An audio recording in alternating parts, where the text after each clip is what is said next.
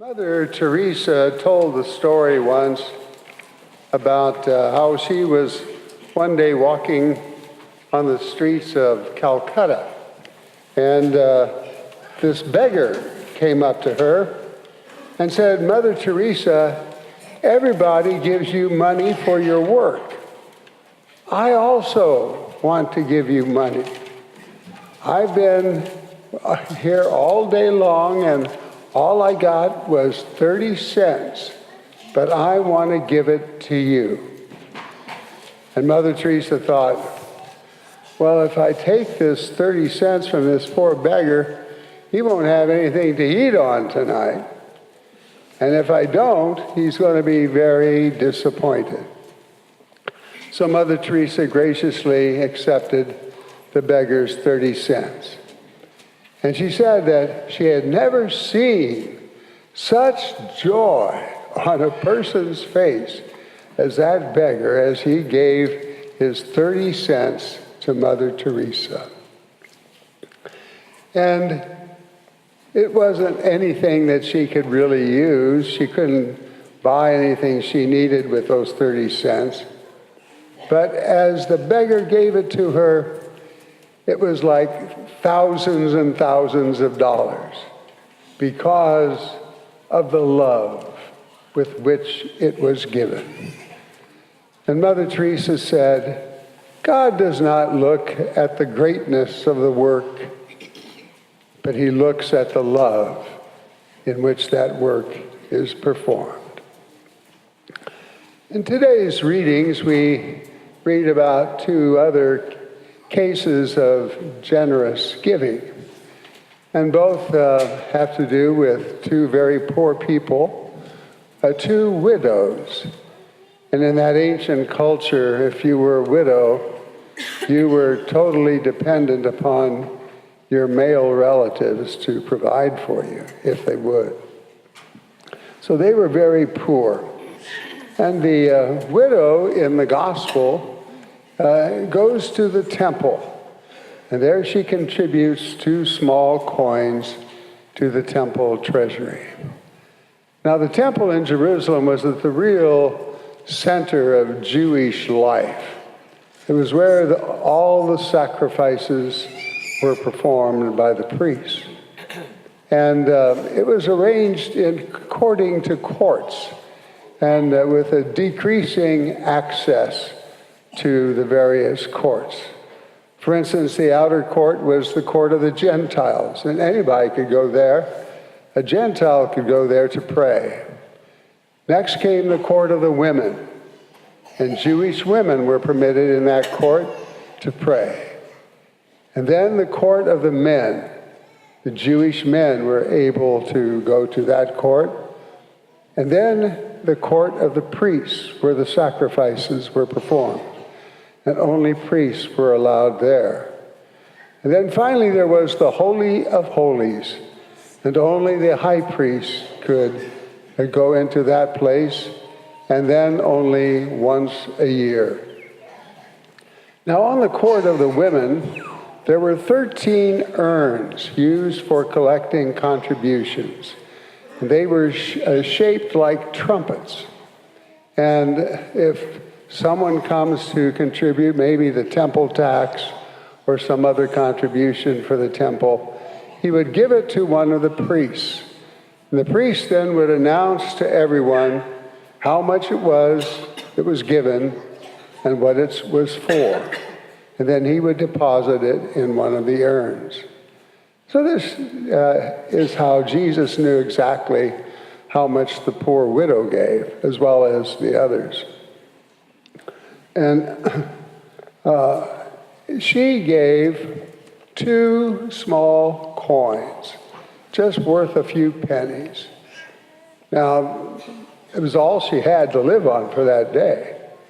It meant that she would probably go hungry that night. She could have kept one of the coins and at least bought a crust of bread for herself, but she didn't. She wanted to give everything to the Lord. Why? Because of her love. Her love that motivated her desire to give all that she had to God. And she had trust in God. She trusted that God would take care of her in her need. That is the beautiful part of her gift, her love and her trust.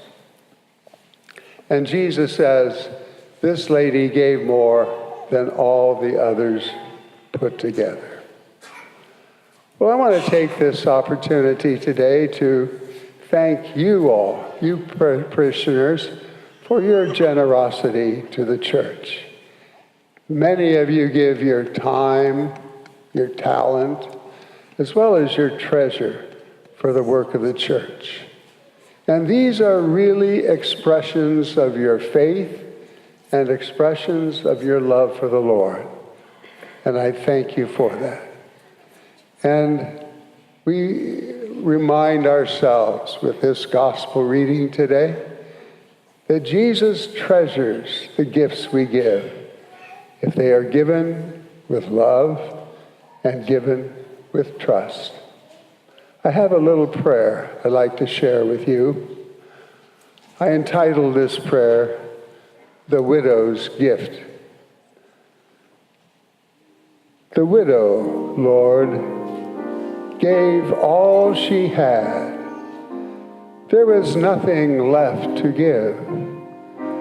She loved you, Lord, with heart and soul. She shows us how to live in trust that you'll take care of all we really need. You are there with grace and peace, there to protect and feed. She gave all with joyful heart, glad that she could share. Joy and peace come over us when we love and care. Help me to be generous in time and talent too, and giving of my treasure, in giving back to you. A widow poor, but rich in faith, beloved in your sight, gives the most, gives the best in her widow's might.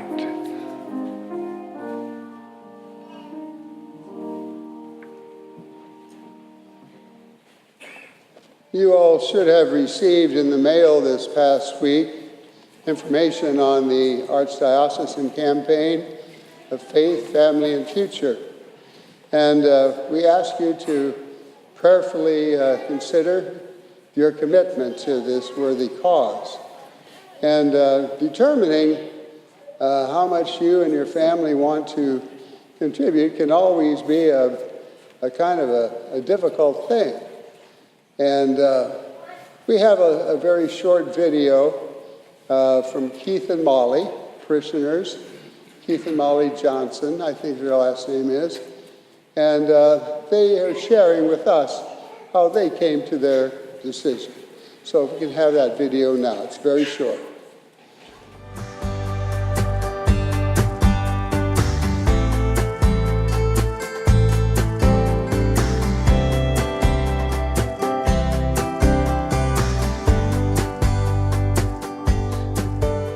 Hi, we're Molly and Keith Johnson. We've been Ascension parishioners since 2001. All four of our kids went to Ascension Catholic School, and we feel so blessed to be a part of this wonderful community. We just want to share with you the process that we went through when considering our financial commitment for the One Faith, One Family, One Future campaign. So a few months ago, we joined a small team doing some of the early work on this campaign with Father Tom. And one of the first things we had to do was decide what our financial commitment was going to be. And as we read some of the material, I remember Molly, and one of our first conversations was, holy smokes, we have tithing, we have call to share, we do a little bit with Mardi Gras. We had kids at Aquinas, and Aquinas had a capital campaign the last couple of years. But we prayed on it and we reflected, and what it kept coming back to was the need to give back. We're so blessed. We have so much in this Ascension community. And I'll just share a few of those things with you. We have a daughter who moved to Chicago early this summer, and we visited her several times. And those of you familiar with Chicago know there's some great old churches around the city. And so we've been to Mass several times on Sunday, and we usually go to 9:30 or 10 o'clock Mass. And one of the first things we noticed was how small the crowds are. I mean, these crowds at Sunday Mass in Chicago are literally smaller than our weekday noon Masses here at Ascension. So it really made us think, that's one of the things we thought about was, how great things are here at our parish. One of the other things we think about is just take a look at our bulletin, and I know you do, but there's 8 to 10 pages of things that are happening around this parish that help us in our faith journey. I mean, we go to Mass outside of our diocese, and some of these churches have bulletins that are 1 or 2 pages long. I mean, you can literally read them at the stoplight on the drive home from church. And then the last thing I'd ask you that we thought about was, our pastor, Father Tom. Father Tom's been with us at Ascension for 16 years. That's unheard of. I mean, most bishops, don't allow priests to stay at parishes that long. So, if for no other reason you make a financial commitment to this campaign, I would ask you to think about in thanksgiving to the bishop for letting Father Tom be with us that long. So that's it. I mean, what it came down to us was as hard as it is to make the financial commitment that we made, we felt we had to give back. Things are great here, and we would ask you to give it some serious consideration, pray about it. I hope my monotone voice didn't put you to sleep, but that's all we have. God bless. Thank you.